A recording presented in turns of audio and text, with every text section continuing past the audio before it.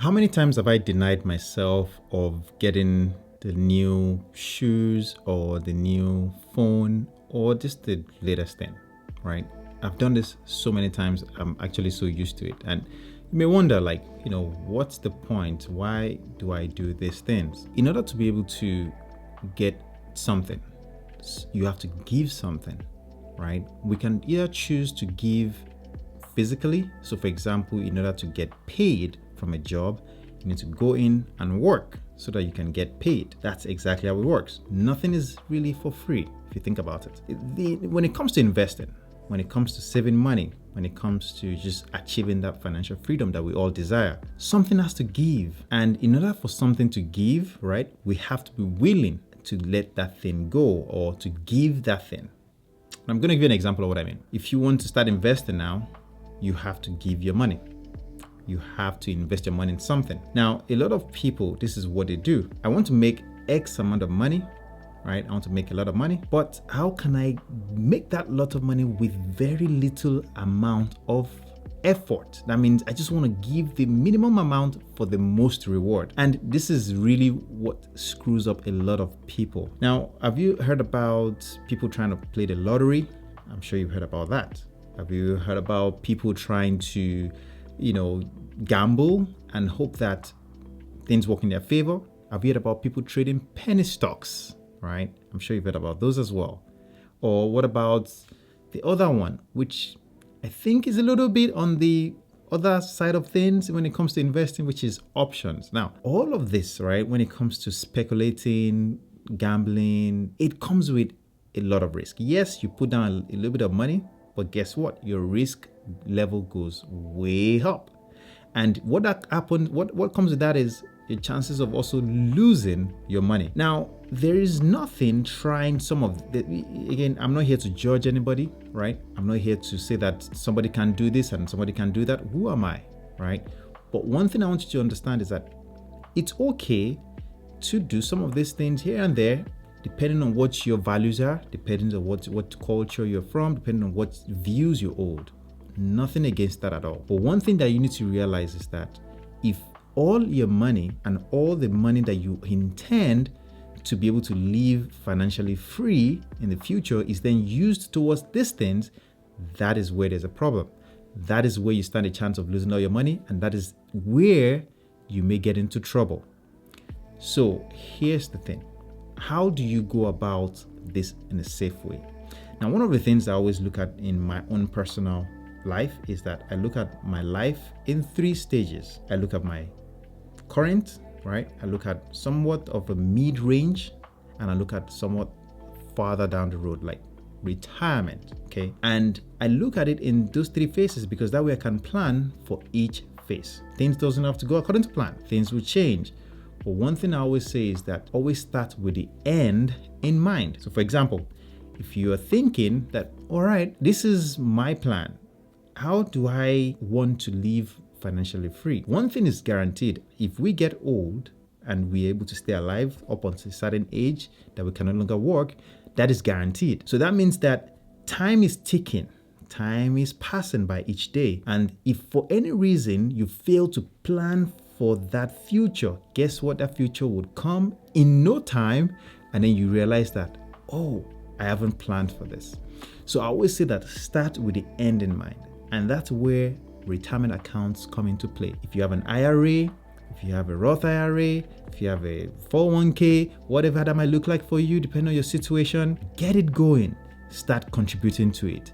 Don't waste any time contributing. And they always say that you at least contribute the match, the highest you can get from their company, so that you're contributing the max amount and you're matching the most amount and you're not leaving any money on the table. That's what they say. But generally speaking, according to the financial advisors out there, they say you should contribute at least 15% of your take home, of your income, right? Not take home, of your pay. So that means 15% goes into your retirement account and you just let it be. Don't even touch it.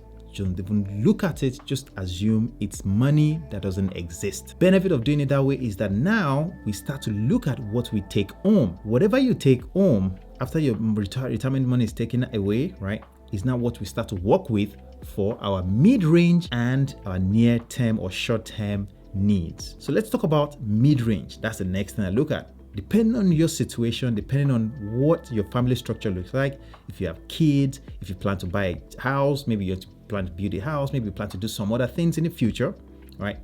This is where that mid-range comes into play. You want to start, and I'm going to talk about the reason why we're looking at this in this order, all right? Well, you want to start planning for that mid-range. So for example, if you have kids, do you want to establish a 529 account for them, some form of custodial account, something that starts to work in their favor, so that when that time comes and you want to maybe help them with school or support them in some way or the other, you are not having to take your hard-earned money to support them. You're just using investment income to support them. And that would be the ideal, all right? That would be the ideal, because that way you don't have to come up with that money yourself. The other thing another thing to add to this is, if you just want to, maybe you plan to buy a car, or you plan to buy a house, or you plan to do something in near term, and I'm saying 5 to 10 years out, 10 to 15 years out, somewhere in that range, then you probably want to have a brokerage account, or again, you can use the Roth IRA depending on where you are, depending on your financial situation. You can use the Roth, but you can't take out the gains. That's what I don't really like about the Roth, because if you take out the gains before you're 59 and a half, I believe,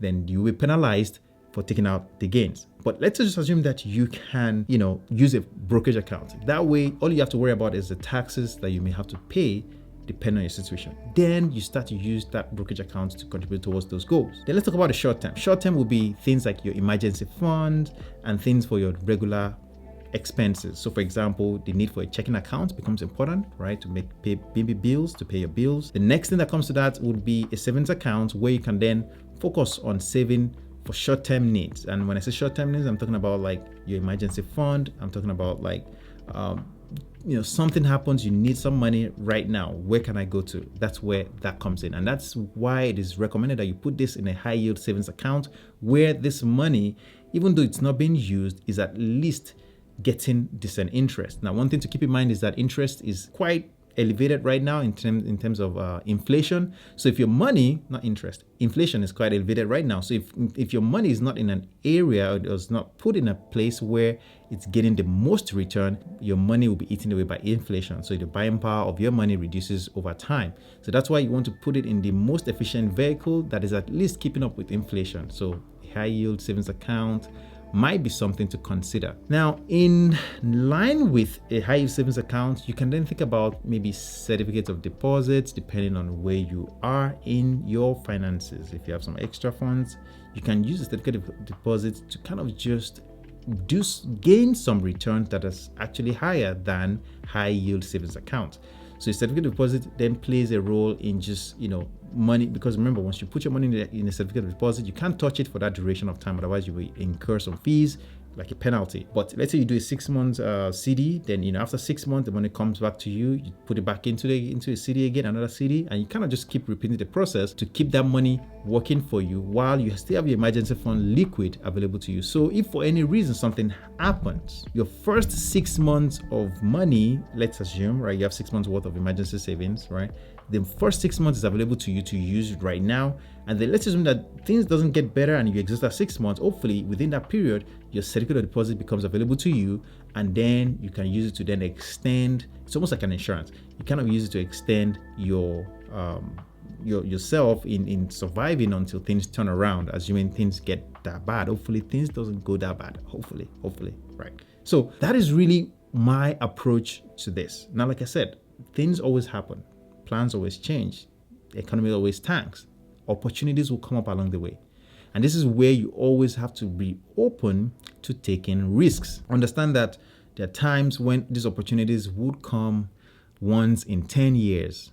And when they come, they would only be taken advantage of by people that are able to be bold enough to take and seize those opportunities. Can I give you an example? COVID was one. When COVID came around, a lot of people that had funds saved on the side, even if it was for their emergency, they took bold risks to invest that money in good companies. And guess what? Those people have doubled or even tripled their money now. And again, there's no very guarantee. You don't always take all your money into one company. I mean, you follow all these basic investment guidelines out there, But the point here is, in order for you to really see good returns and tremendous results, you also need to take good calculated risks. We're not talking about penny stocks, we're not talking about options, we're not talking about things like gambling or playing the lottery. That's not what we're talking about now.